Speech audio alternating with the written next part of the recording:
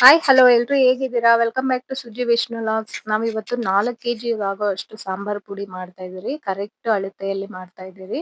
ನಿಮ್ಮ ಹತ್ರ ಶೇರ್ ಮಾಡ್ಕೊಳ್ಳೋಣ ಅಂತ ಈ ವಿಡಿಯೋನ ಮಾಡ್ತಾ ಇದೀರಿ. ಪ್ಲೀಸ್ ನನ್ನ ಚಾನಲ್‌ನ ಸಬ್ಸ್ಕ್ರೈಬ್ ಮಾಡ್ಕೊಂಡು ಈ ವಿಡಿಯೋ ಪೂರ್ತಿಯಾಗಿ ನೋಡಿ. ನಿಮ್ಗೇನಾದ್ರು ಇಷ್ಟ ಆದ್ರೆ ಒಂದು ಲೈಕ್ ಮಾಡಿ, ಶೇರ್ ಮಾಡಿ. ಫಸ್ಟ್ ನಾನು 2 ಕೆಜಿ ಮೆಣಸಿನಕಾಯಿ, 1 ಕೆಜಿ ಧನಿಯಾ ತಗೊಂಡಿದ್ದೀನಿ. ಅದಕ್ಕೆ ಇದು ಇಷ್ಟು ಇಂಗ್ರೀಡಿಯೆಂಟ್ಸ್ ಹಾಕ್ಬೇಕು.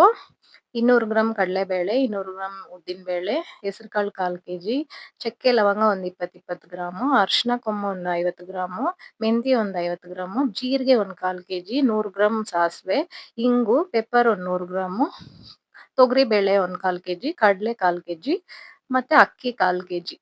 ಮೆಣಸಿನಕಾಯಿ ಬಂದು ಗುಂಟೂರು ಮೆಣಸಿನಕಾಯಿ ಒಂದು ಅರ್ಧ ಕೆಜಿ, ಬ್ಯಾಡಗೆ ಮೆಣಸಿನಕಾಯಿ ಒಂದು ಅರ್ಧ ಕೆಜಿ, ಖಾರ ಮೆಣಸಿನಕಾಯಿ ಬರುತ್ತೆ ಸಣ್ಣ ಮೆಣಸಿನಕಾಯಿ, ಅದನ್ನ ತಗೊಬೇಕು. ಅದೊಂದು 1 ಕೆಜಿ ತಗೊಂಡಿದ್ದೀರಿ. ಧನಿಯಾ 1 ಕೆಜಿ. ಎಲ್ಲಾನು ಫ್ರೈ ಮಾಡ್ಕೊಬೇಕು. ಫಸ್ಟ್ ನಾವು ಬೇಳೆಕಾಳುಗಳನ್ನೆಲ್ಲ ಫ್ರೈ ಮಾಡ್ಕೊಂಡ್ಬಿಡ್ಬೇಕು. ಒಂದೊಂದೇ ಫ್ರೈ ಮಾಡ್ಕೊಬೇಕು. ಮೆಣಸಿನಕಾಯಿ ಧನಿಯಾನೆಲ್ಲ ಒಣಗಾಕ್ಬಿಡ್ಬೇಕು ಬಿಸಿಲಲ್ಲಿ. ಬೆಳಿಗ್ಗೆಯಿಂದ ಇವಾಗ ಬಿಸಿಲು ಚೆನ್ನಾಗಿ ಬರ್ತಾ ಇದ್ದಿಲ್ಲ. ಒಂದು 4 ಅವರ್ 5 ಅವರ್ ಒಣಗಿದ್ರೆ ಸಾಕು.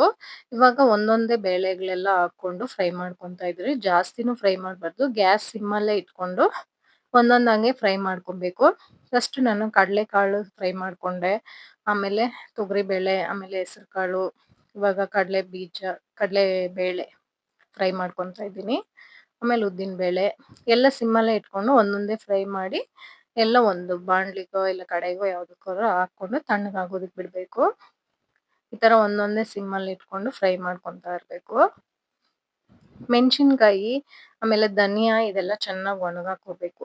ಒಣಗಾಕ್ಬಿಟ್ಟು ಅದನ್ನ ಎಲ್ಲ ಕ್ಲೀನ್ ಮಾಡ್ಕೊಬೇಕು. ಒಬ್ಬೊಬ್ರ ತೋಟ ಎಲ್ಲ ಕ್ಲೀನ್ ಮಾಡ್ಕೊಂತಾರೆ. ಅದ್ರದ್ದು ಬುಡ ಎಲ್ಲ ಇರುತ್ತಲ್ವಾ, ಅದೆಲ್ಲ ಕ್ಲೀನ್ ಮಾಡ್ಕೊಂಡು ಹಾಕ್ಕೊಬೇಕು. ಒಬ್ಬೊಬ್ರು ಮಾಡ್ಕೊಂತಾರೆ, ಒಬ್ಬೊಬ್ರು ಮಾಡ್ಕೊಳಲ್ಲ. ಒಬ್ಬೊಬ್ರು ಫ್ರೈಯೇ ಮಾಡಲ್ಲ, ಆ ತರನೇ ಹಾಕ್ಬಿಡ್ತಾರೆ.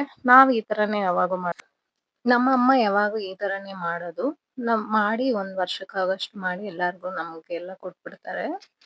ನಾವು ಇವಾಗ ಅದೇ ಫಾಲೋ ಇವತ್ತು ನಮ್ಮ ಮನೆಗೆ ಬಂದಿದ್ರು. ನಮ್ಮ ಮನೆಯಲ್ಲೇ ಮಾಡಿ ಕೊಡ್ತಾ ಇದ್ದಾರೆ. ಅದನ್ನ ನಾನು ಶೂಟ್ ಮಾಡ್ಕೊಂತಾ ಇದ್ದೀನಿ. ಇಂಗು ನೋಡಿ, ಇಂಗು ಗಡ್ಡೆ ಇಂಗು ತಗೊಳ್ಳಿ, ಪುಡಿ ಇಂಗು ತಗೋಬೇಡಿ. ಅದು ತಗೊಳೋದ್ರಿಂದ ಅದು ಚೆನ್ನಾಗಿರಲ್ಲ. ಇದು ಟೇಸ್ಟು, ಸ್ಮೆಲ್ ಎಲ್ಲ ತುಂಬಾನೇ ಚೆನ್ನಾಗಿರುತ್ತೆ. ಈ ತರ ಕಟ್ ಮಾಡಿ ಚೆನ್ನಾಗಿ ಜಜ್ಜಿ ಚಿಕ್ಕ ಚಿಕ್ಕದಾಗಿ ಕಟ್ ಮಾಡಿ ಅದನ್ನು ಫ್ರೈ ಮಾಡಿ ಹಾಕೊಬೇಕು. ಎಲ್ಲಾನು ಈ ತರ ಮಿಕ್ಸ್ ಮಾಡ್ಕೊಬೇಕು.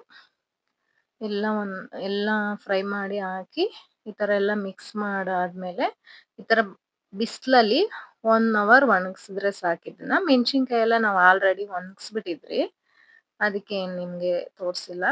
ನೋಡಿ, ಮೆಣಸಿನಕಾಯಿ ಎಲ್ಲ ಈ ತರ ಬಿಸಿಲಿಗೆ ಒಣಗಾಕಿ ಕ್ಲೀನ್ ಮಾಡಿ ತಗೊಂಬಂದು ಫ್ರೈ ಮಾಡ್ತಾ ಇದ್ದಾರೆ ಅಮ್ಮ.